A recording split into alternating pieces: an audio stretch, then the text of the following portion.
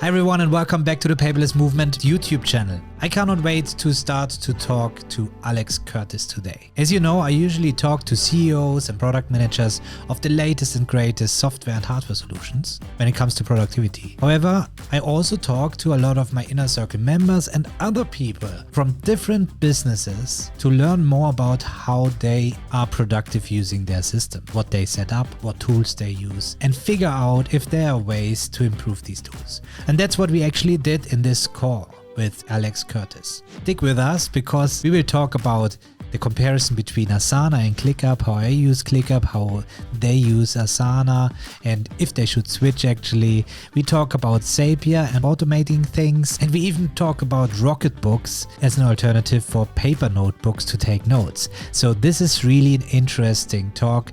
Stay tuned and have fun.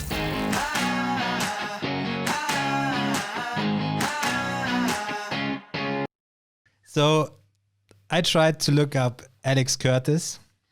Yeah. And it seems Google doesn't care about No, you. probably not. Yeah. Probably yeah. not. So, but you recommend people how to do SEO, right? Isn't it? Yeah, but not for their own name.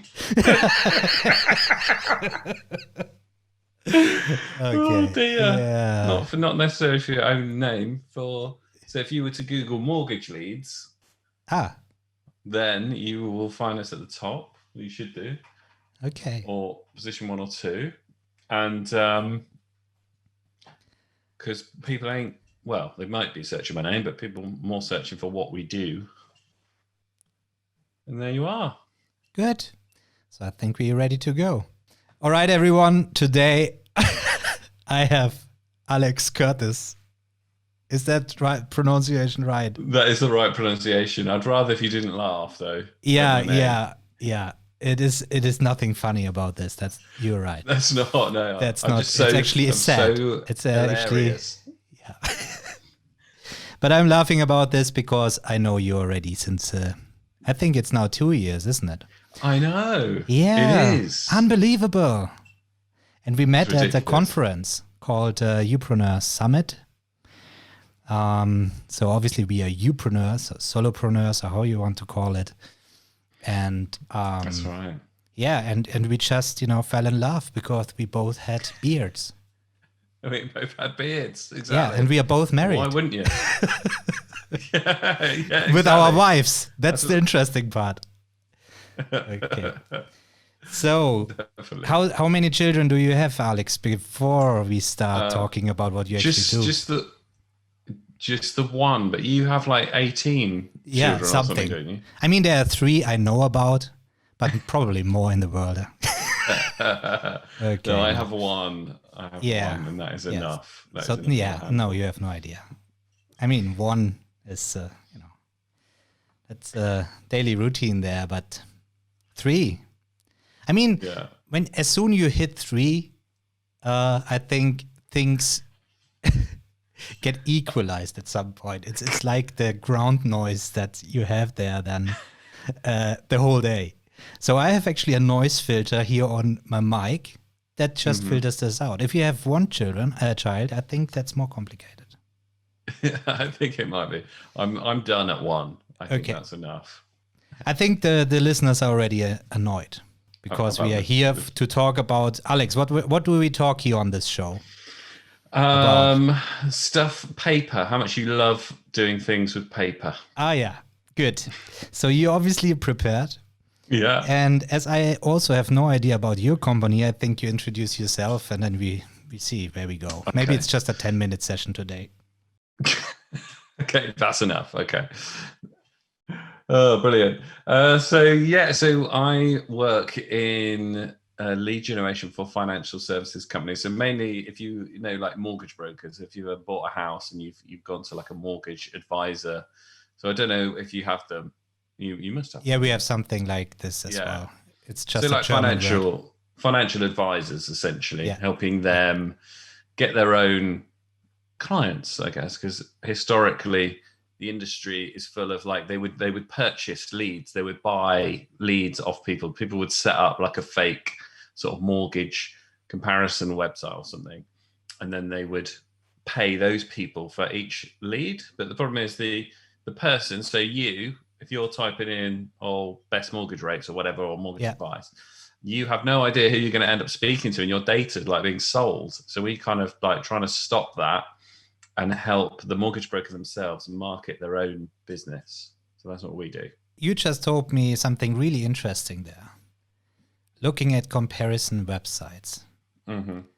And you just mentioned this with mortgage, but there are obviously so many different things you can get. And people love comparison websites. People visited my website a long time for my note-taking app comparisons.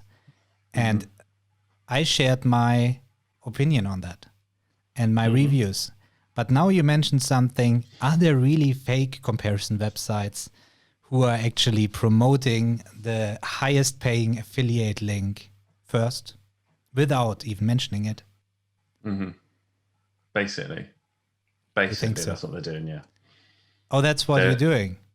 No, that's not what we're doing. That's what I thought. So that's you try to make a genuine way. They'll set up a website and the worst thing is they'll pretend it's like a mortgage calculator, or they'll pretend it's like a pension calculator or something, and then they'll ask for the phone number and they just sell the data. It's ridiculous. Yeah, it's unbelievable. But that's been going on forever. Yeah. If you want to sell your car, it's the same thing. You have to put in all the information of your car, maybe even your plate details, and then they knock on your door and say, "Okay, hello." Yeah. So, and you fighting against this. I like this. I like this approach. That's exactly what I'm fighting against as well. That's why this channel is not sponsored by any company. It is sponsored by my membership, by my Inner Circle members. And I will keep it this way. The website stays web-free, ad-free. And this is why I can say whatever I want on this channel. Yeah, that's good. And that's why those CEOs are so afraid on these interviews. Because I ask the naughty questions, not the naughty questions. What is it in English? The nitty-gritty.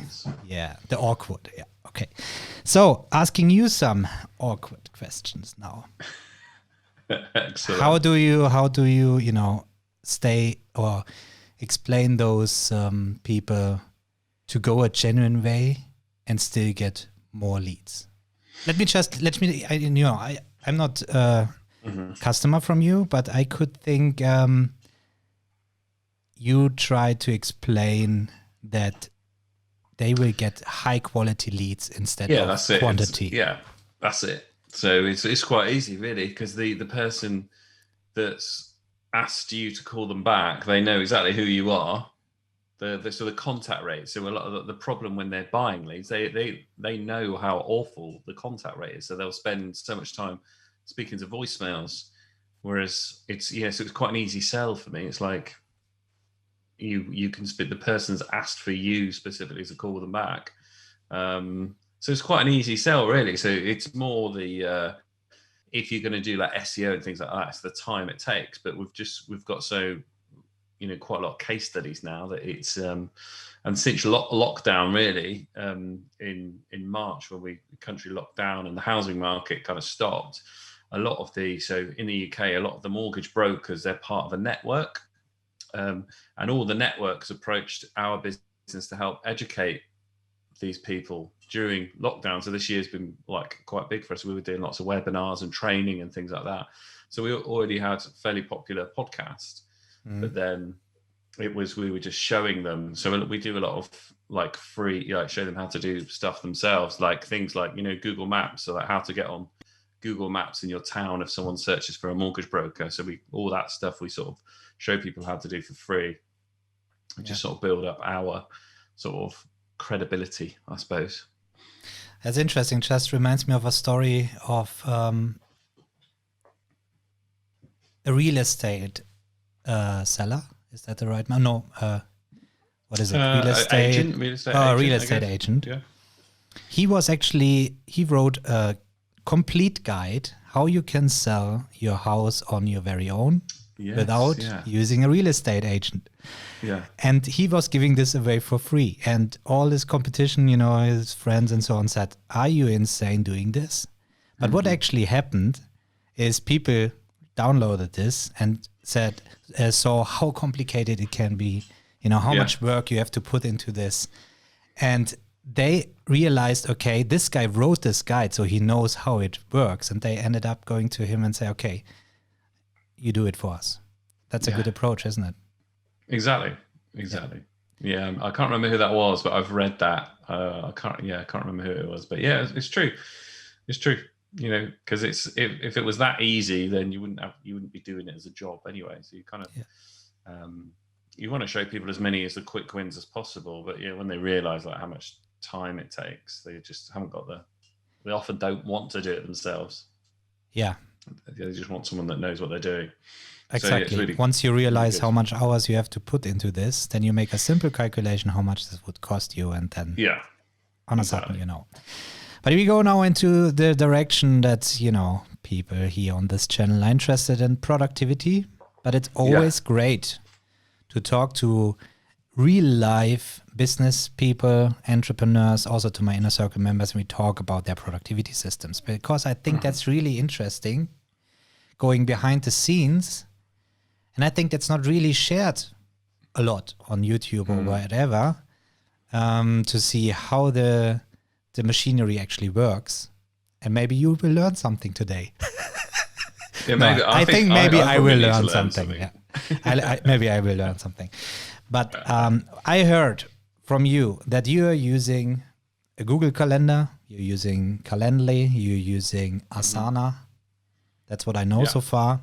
And that's where I thought, okay, these three things are enough to talk about on this show. And now we want to dive into this. So first of all, let's just better understand, how old is your business? So when did you start? In 2014. All right. I think already... it's 2014, but the limited company is 2017. So I think it's 2014 that I left. Oh, let me put the question different. Freelance. How long did you work on your own? Since 2014. So 6 years. And when did you start to build your team?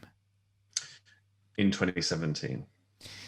And this was the point when you thought about proper systems, or were you well, have you been already very well organized before that? Yeah, no, probably. Yeah, I think I was. Yeah, I think so. Just before then. Yeah, Asana I've used on your own. It was probably when when you have more than one client, I guess, and you need to sort of have your projects and things like that. So yeah, I think so. But it was when you were getting other people involved, really, I think that Asana really came in. Yeah. And why was it that you have chosen Asana? It's just one of those. The thing is with me, when I find something that I like and I get on with, I just stick with it rather than looking for alternatives. And I remember I worked at a company, we used Basecamp for a bit, and I just didn't like it. I can't tell you what it was about it that I just didn't like. But then I just don't know. And then we used Asana on a project, and I just really like the simplicity of it. And then so I've never really looked at anything else. And we've used Asana now for ages. That's great. And maybe some people know I'm a certified Asana Pro. Are you? I am, actually. Oh, well. And I implemented Asana in companies as well already, because I like it. We may have to. But now I tell you, I switched to ClickUp. Amazing. And that makes it easy for me. I can, and that's exactly the point. You like Asana, you have your workflow in there, and it seems to work for you. Why should you switch? You obviously tested something before Basecamp. I just had the CEO from Todoist on the interview show, and we were talking about Basecamp as well, and how they, how to put this in nice words, but they try to be everything and don't do anything proper. And Asana, they're very slow with publishing features, which was pretty annoying to me. Yeah. Because I'm all about automations, and then they release the rules thing where you can move things around, and that's very simplistic. And then I had a look at ClickUp, and this is, that's when you want to go to have automations in place. That's a automator's dream. But the point here is, what I also teach to my people, to my members and so on, all the time is, you need to know your workflows. You need to have some idea in mind. What's your goal and how do you want to set this up? And if this doesn't work on paper, it won't work in the tool the salesman is promising to you.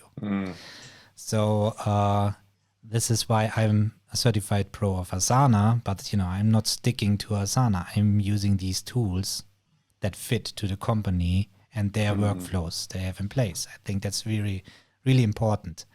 Not trying to sell something that only half works. And when you know about Notion, you ever used Notion before? No, okay. No, I don't think so. That's a typical thing. I think Notion is this all-in-one solution, but it's good in knowledge management and not as good in project management. But there are still, people who are telling you project management can be done properly in Notion. Yeah, it can be done, but there are tools you can do it better with, in my opinion. Nice. Yeah, maybe I get a rage down there in the comments now. Some raging now, but okay, that's life, and that's just my opinion.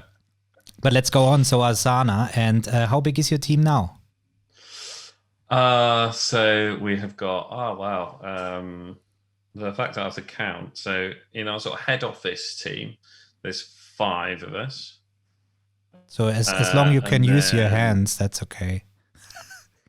Yeah, I can use my hands. Yeah, I can count. So it's less than 10. Yeah. So five in the head office, and then we've got an audio editor that is just sort of like a contractor, so it's like per hour sort of thing. And then we've got 4 web developers that are full time, and then that's it. I think, yeah. Okay. That's it. And then the odd freelancer that we might use for bits and pieces. And that's now really interesting. How did you set up Asana? Because that's also something. Let me put it this way. In Asana, you have these team sections, and then you have the projects, and in the projects you have the sections and tasks and So we use projects for like a client. So a client would be a project, and then we'll also have workflows. So say like we do, we have we have like a podcast where we interview our clients as part of. Then there's a process, and we have like the Kanban style process flow in Asana, where it's kind of like schedule it in.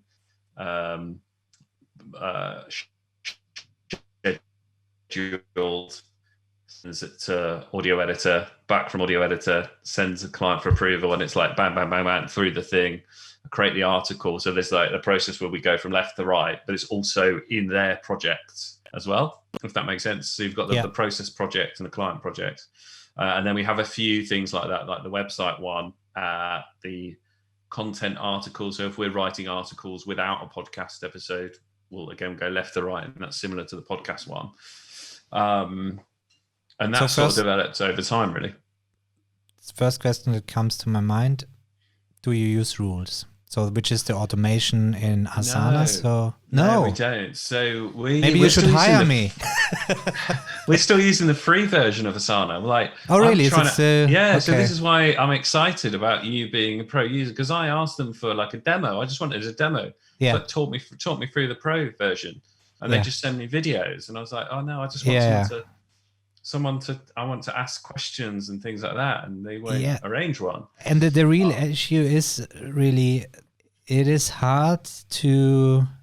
Each business is working so different, and each team is so different, and so on. And when I look at these setups and where I implemented it at Hoffmann La Roche, for example, things like that, we have cross-department workflows. And you really need to be careful here to set these things properly up. And when I see the consultants setting this up, they know, they are trained to do certain productivity systems and all these things, Scrum and all this. But in reality, it's always customized workflows. And that's why I ask you about how do you use teams and projects and so on, because in many cases, I used actually the projects as the team. And the task inside the project is the project, and the subtask is the task, and things like that. So you can also go in the hierarchical order. You can go one step down.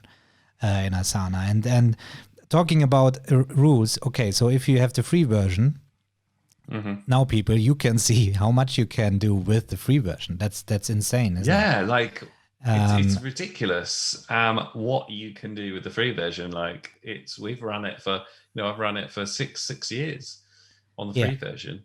But I want to challenge this. Let's see how far we get there with automations. So let's say you're moving this from one column to the next in a Kanban board. Yeah. Do you apply new people onto the task who need to work on next? You just assign it to them. You just move it. You just move it into the column and then assign it to them, and they assign it back to you when they're done. And that's what you could automate. That's what you could automate. So you move it from one column to the next one. It gets automatically assigned to this person. But it's a pretty simple thing. So it's not worth, what is it? It's insane what they charge as soon they charge you. So that's not worth it then. But exactly. That's just interesting. So it seems you have a really minimalistic workflow, and there's just no need for more bells and whistles, isn't it? I think what we probably need from Asana is so like the four web developers. Sometimes I don't know what their workload is. Like we will ask them on Skype or whatever, and we always have a team meeting in the morning. We say who's got what, but I, as the business owner, can't see their workload. I suppose I could see what tasks are assigned to them. Yeah, but I would like to. I can't remember what. There was one software that was really. I can imagine when you tell me that you have different projects for different clients, then you have assigned the same person to different projects, I guess. Everyone. So we've got the team. I suppose we've got the team where everyone's in it, and then you've got the project. So everyone's assigned to different parts. So it's really hard to see who is working where, how much. I understand this. And that's the workload feature they provide in Asana as soon as you start paying. But this is the point, another reason why I switched to ClickUp. I mean, it sounds like I'm promoting ClickUp now here, but that's just a fact. In Asana, they really have the issue when you go in the hierarchical view to the upper level, like the team view, for example, you don't see any tasks. So you can build up in the pro version portfolios and things like that. So you get an overview of your projects and the progress of those projects, and you have workload. So you see how many tasks are assigned to the different people in the team. But in ClickUp, everything, you have the same kind of thing that you have a project, and then you have this in different folders. So the next level, and the folder is a part of a space, and the space is part of everything. And no matter where you are in these levels, you see much more. So when you're on the project, you see the tasks of the project. When you go to the folder, you see the tasks of all the projects inside the folder from all the tasks of all the projects inside the folder. When you go to space, you see everything. So you have a bird's eye view on all the things going on. And this makes it much easier to build custom views to see really who is working on what. And I could go on from there. But this was the main issue in Asana. Even when you pay the pro version and you have this portfolio thing, you need to manually add each project to the portfolio that you want to track. And I guess you have a bit more than 3-4 projects there. Oh God, yeah. Yeah. So that's exactly the thing. Quite a lot. Well, I think for me, I just want to see a calendar, the week. Yeah. And every person's name, and just if I got a task, I could just stick it into their calendar for that day or something. If I could do that, and then still have my lists and everything, then I'm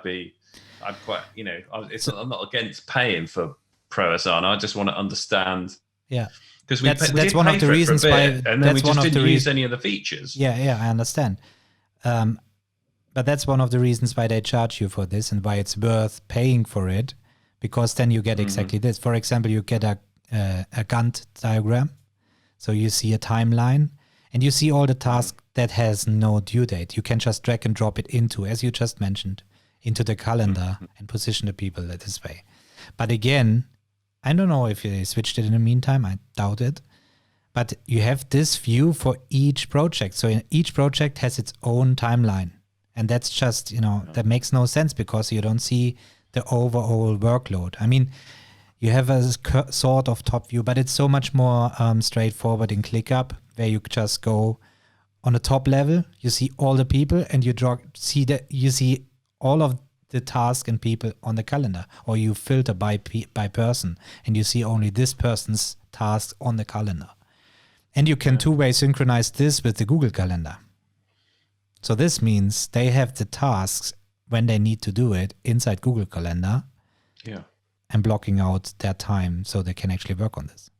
We're diving too deep in this. Well, I mean, it's cool. It's great for me. I mean, rubbish for everyone listening, possibly. But I'm getting my free consultancy. No. That's all good. I mean, that's what the show is for. One more thing about either Asana or ClickUp or any of them.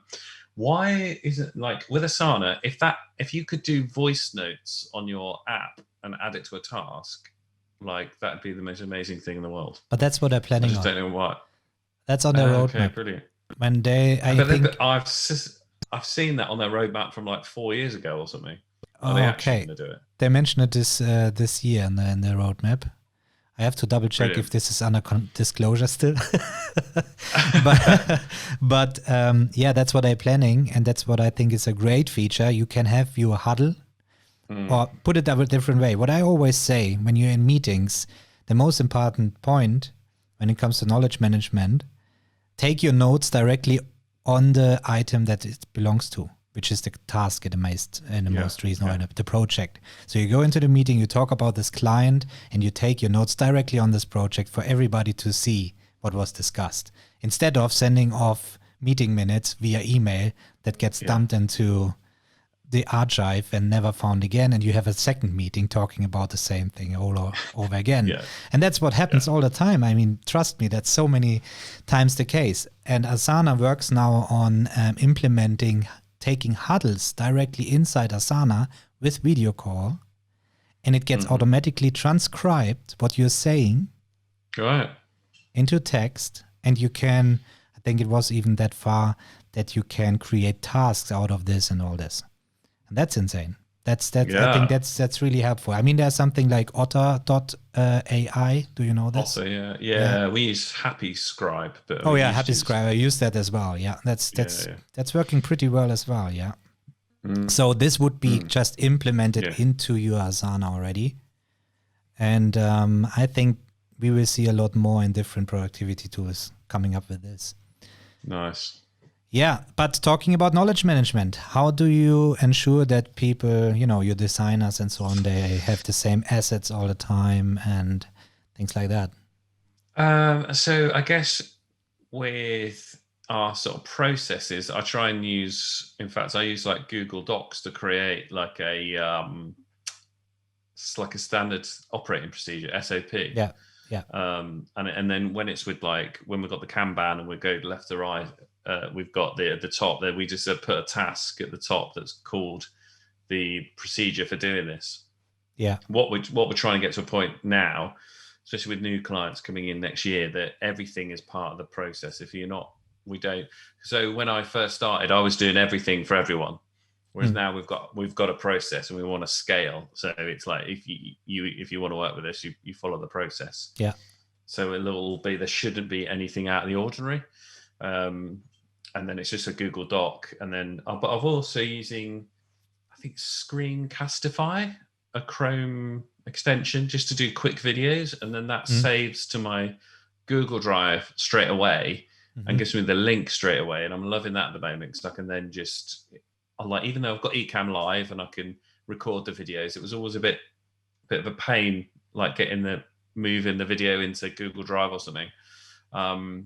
So I'm loving that at the moment. So I can just quickly do a video. If someone asks me a question, quickly do a video, send them the link. And because we use G Suite, we get like 2 terabytes of Google Drive per user. So we've got so much space to keep them in. So I like already that you are doing standard operating procedures, obviously. And I guess it's the same thing when a question arises in your team. that you think, okay, this question might come again. Let's do a standard operating procedure out of this, or work instruction or something like that. Yeah. Mm-hmm. And that's why I'm using Notion, actually. I'm still using Notion for that because it's so flexible. I'm using Snagit. I certainly have to talk more about Snagit on this channel because I'm using it on every day. And I don't know, do you know Snagit? I think I've heard of it, but I can't tell you. Okay, so it's from TechSmith, and you can do screen recordings, you can do screenshots and things like that. The advantage here is when you take a screenshot, it goes directly into the editor, and I can just add arrows, text. It also transcribes the text and all this. And then I can just, drag it into Notion, and it's already there. So I have my screen recordings, everything. That's a matter of minutes. So what you just explained, I do the same step with the screen recording, but then I drag and drop it directly into my work instructions, and it stays there forever for people to rewatch and so on. And then they can comment and say, I don't understand this and things like that. Mm-hmm. And for ClickUp and in Asana, you can also create templates, obviously, but in ClickUp, you can create more rich content inside the tasks. So what I do there usually is, for example, I have an automation that says when this task has a custom field, for example, interviews, as we have here. Mm-hmm. As soon as this custom field is switched to interviews, a template gets applied with all the subtasks, people assigned to those subtasks already, dependencies between the subtasks, and links to the work instructions on how to do this for the different subtasks. And this means with a click of a button, everything is already prepared. No question asked. If a question arises, then we question, do we need another work instruction there? But we only do it once, and we have a knowledge management system in the background that just works.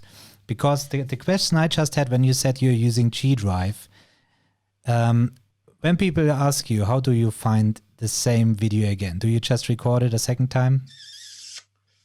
No one's asked me that yet. Yeah, that's why you're here on the show. But you would probably search Asana. You'd probably just search Asana, what it is. Yeah. Okay. So you would. So you comment on Asana. Because we've added it because we've added the operating procedure as a task that's never completed, if that makes sense.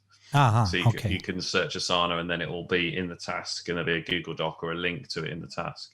All right. Okay. So that's good. Yeah, you're so much more productive than so many other teams, and it's interesting, especially the smaller teams. Yeah. I thought I was going to be the worst guest you've ever had, because I am probably the least organized person you will probably ever be. But I think I tell you what, me too. And that was just pushed me forward to get this thing done, because I doubt that there is one person who is 100% organized.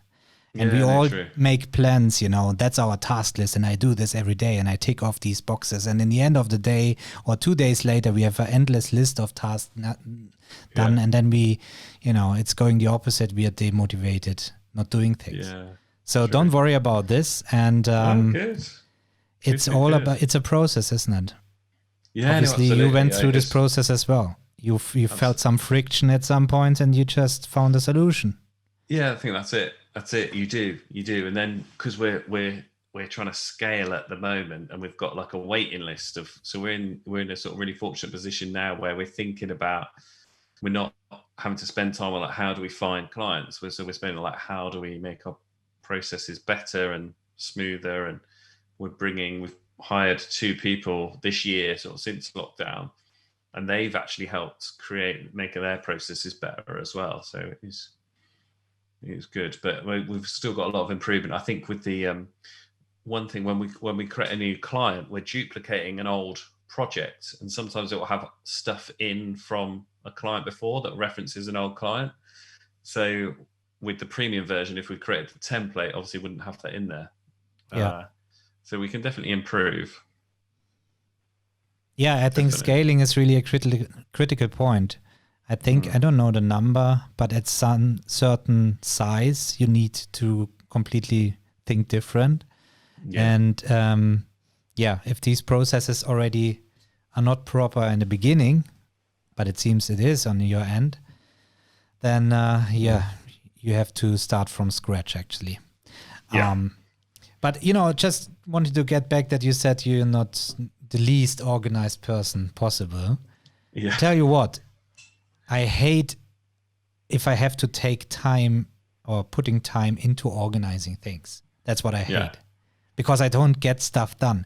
And I can take a whole day reorganizing my whole Notion, whatever set up, and I haven't done anything, but I felt busy the whole day. And that's really annoying. And searching for things makes me even angry. Yeah, when I waste time searching through my email lists and things like that. But where was it? I think it was a study I read. It was about 60% the day workload we take by searching for information, searching for emails, finding the right stuff and all this. And just think about getting rid of this and decrease it by 40% or something like that, how much more you get done. And this is why I also say, I have people, they say, I take notes the whole day. And I'm always impressed by people, they're they're collecting all this information. Or when I'm sitting in meetings and everybody's writing up things, I always felt miserable because I wasn't taking so many notes as they are. And I always thought I do something wrong. But what I realized in the long run, yes, they take notes, but as soon they need those notes, they don't find it properly. They have to search through the paper notebooks or on the computer and start searching it. And I also heard a person taking notes all day and then taking 1 hour to process the notes in the evening. And then one day he forgets it. Yeah. It's not processed. So it's laying around all the time. And I said, okay, take the notes on the place where they belong to, and you don't have to process that. So that's saving you 1 hour a day. And especially in the evening, you don't remember what was happening in the morning, in the meeting and things like that. So when you process this later on, I think that's, these are things, don't feel bad. I think we all know how it feels like being busy. Definitely. Well, I take all my notes on my little Rocket book. Oh, I thought it was a joke, but you're actually using Rocket book. No, I do. Yeah, so I have. That's great. But I don't actually upload them. Yeah. Okay. In fact, pretty much this. I'm pretty much using it. You can see from all the smudges that is pretty much I use this as my to-do list. So I don't actually use Asana for my own stuff. It's more for the team. And then I will put notes on here, but I won't do anything with them other than I'll have a meeting with the team and then talk them through it. In fact, so for all the people who don't know what Rocketbook is, especially in a podcast because you can't see it, it is a reusable notebook that you can just write in and then you can use wipe it off. Wipe it off again. And that's really great. That's a way to go paperless actually on paper. I am actually paperless. I don't have any. The only paper that I get is from my daughter. She likes drawing stuff, and we may have to.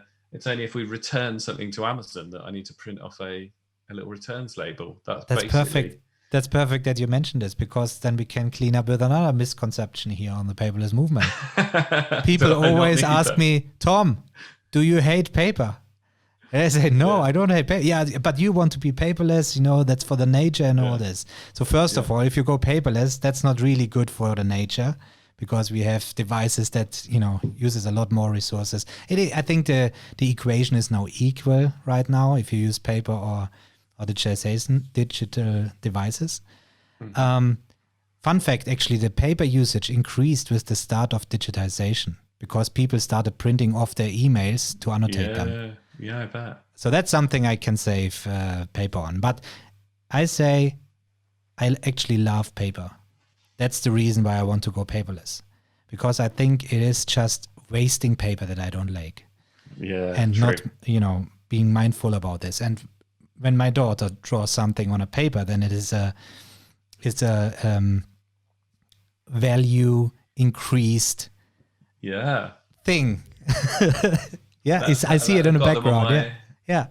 For the podcast, so you can't hear, but I do have quite a lot of drawings And also on the library, we keep books that we like to read. I mean, we read a lot on Kindle, but if there was really a book or an audio book that I really liked, I buy the actual book and put it in the library to be reminded what was in there. Mm-hmm. Yeah. Cool. So I just thought of a question that I'd like to ask you. Yeah, go on. All right. And I know it's your podcast and I'm hijacking No, it. I mean, to be clear, you're on this show so we can talk through your productivity system and things like that. I'm getting my free consultation. Yeah. So I think and everybody else watching this as well. Yeah. I think other agency owners would probably, especially agency owners that do sort of retainers like us. I always think back to when Domino's brought out their tracker, their delivery tracker. So you can, on your app, you can go in and you can see where your pizza is. Yeah. And I always thought it would be the same, great for an agency of like where your project is up to. Mm-hmm.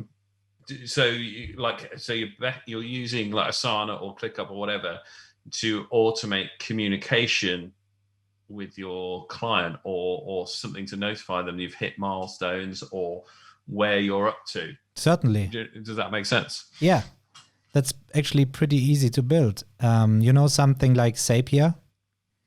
Yeah, Have you heard about that? We use Zapier for a lot of stuff, yeah. Yeah, see, you could just set up an automation in Zapier. If you change or if you add a certain tag to a certain task, then the information of this will be sent to email of this and this client and things like that. I mean, you can go insane with this, but you can also keep it pretty simple. And Asana and ClickUp both really integrate very well with Zapier, so you could build it this way. Yeah, we use Zapier a lot. So if we're creating content on a certain keyword or something for SEO, rather than sending an email saying, "Oh, we're going to do it on this, this, and this," you could, like you say, tag it, and then that would send them an email saying, "These tasks have been created. This means we're creating content on these things." If you've got, some trigger that makes this, very cool. So you're using Zapier. Tell me more about this. Yeah. So Zapier we use for a lot of stuff. I'm trying to think. I've got loads of Zaps set up. Oh, just for the community, for people who don't know Zapier, it is actually a tool or a platform, a SaaS, that you can use to hook up different apps with each other. Yeah. So if they can't be connected directly or integrated with each other, you can use Zapier to connect them in many cases. So I think there'll be, I know there's one Zap, so like our clients, because we do lead gen, and when there's a lead come through, like there's like a notification on email. So we use like smtp.com to send that. Yeah. But some of them may want an SMS message. Mm-hmm. So they'll get like a text message. So we will use Twilio we use Formcraft as the form plugin on WordPress. So Formcraft can ping an SMS message. Mm-hmm. So a lot of the time it is when leads are coming in. Some of our clients use HubSpot, so like putting data into HubSpot. Yeah, so a lot of time it's like putting data into a CRM. Is all the Zaps are basically. So we use Landbots sometimes for chatbots, Formcraft, and it's basically that data going from the website into, and some of them just use spreadsheets. So like a password protected Google Sheet. Yeah, some of them may want. So he's getting data from the website inquiry, and then better proposals as well. So he uses proposals. One of our clients who uses it to send like a quote.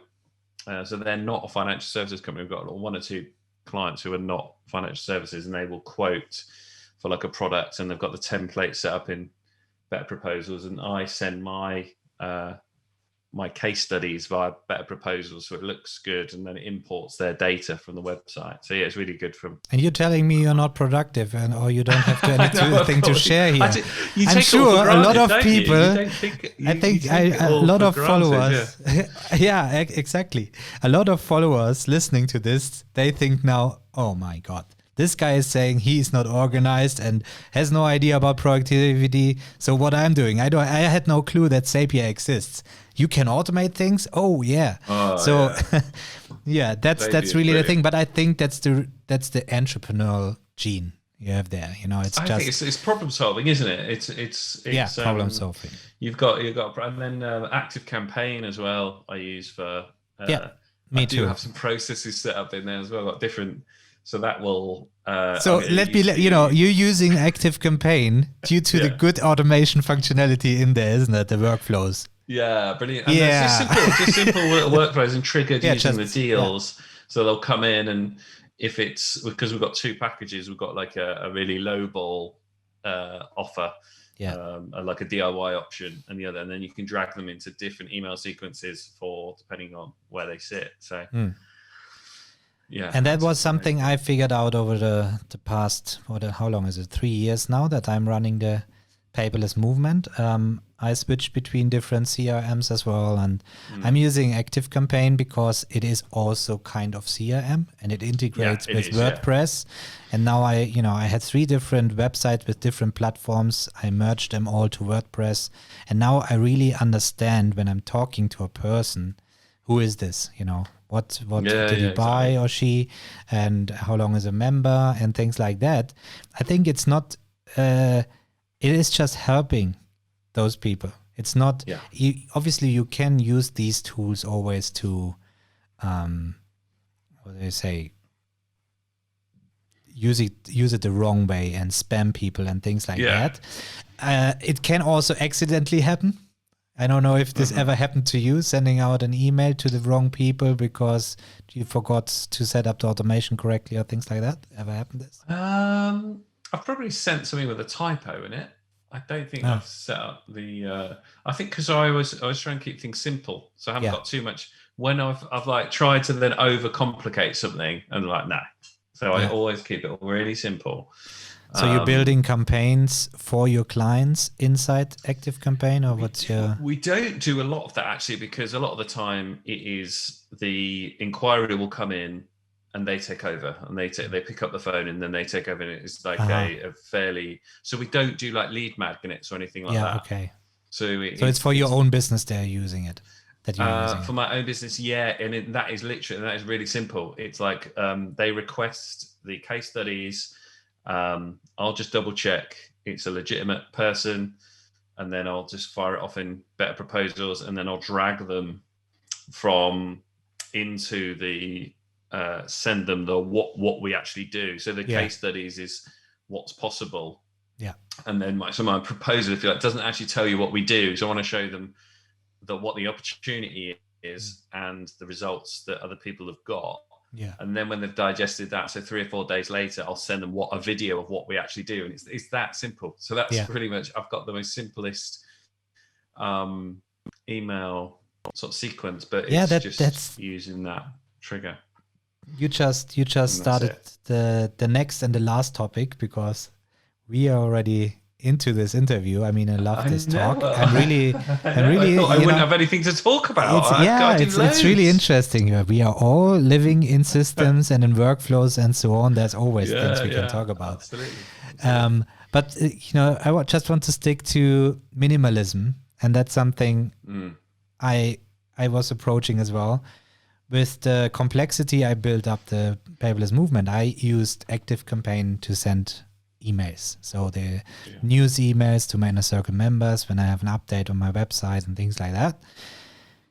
But I also implemented Intercom, which is, for the listeners out there, it is a chat.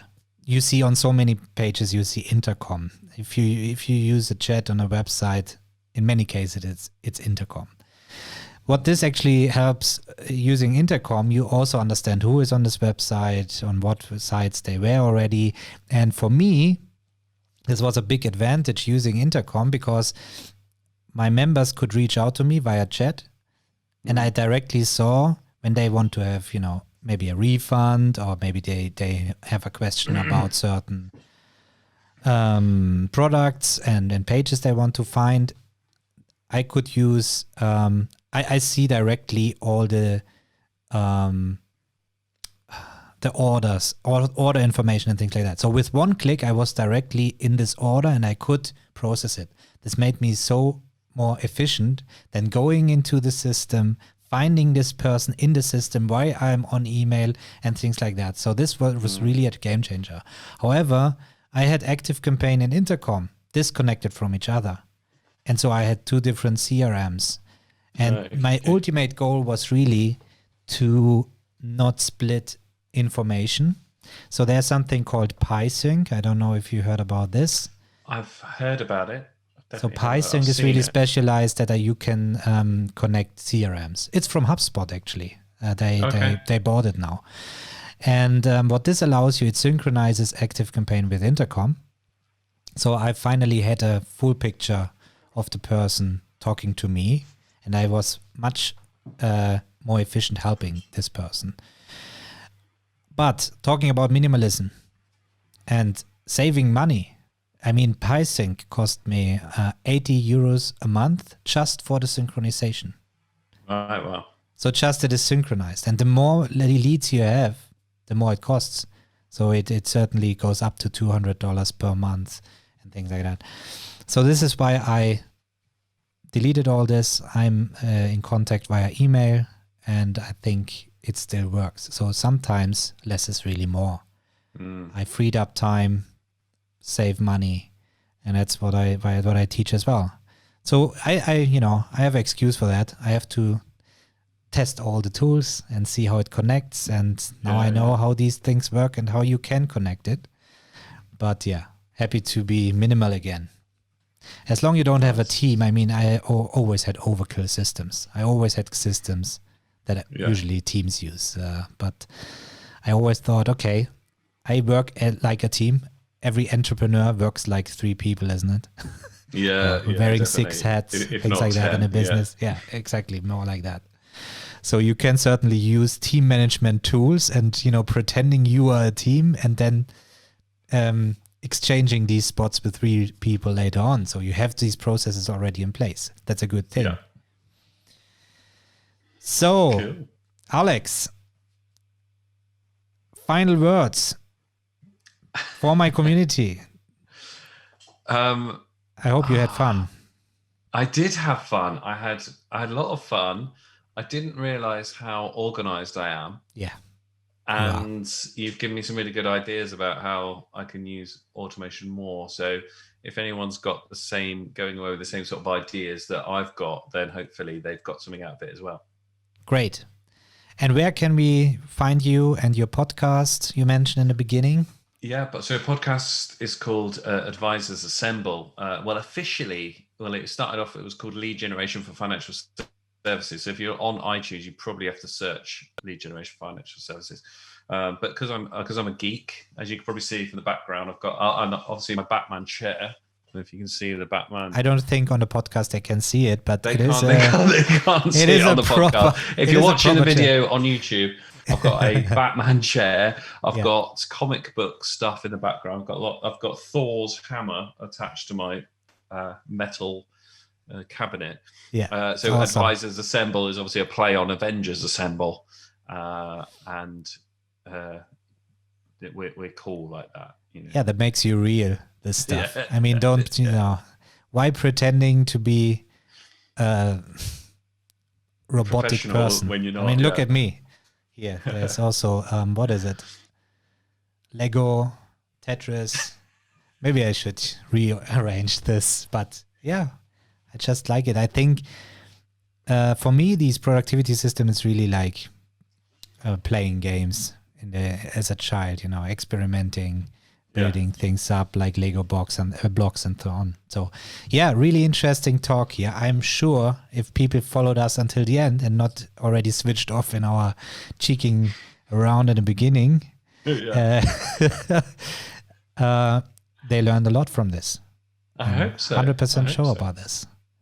So thank you very much, Alex. You're welcome. Thank you for having me.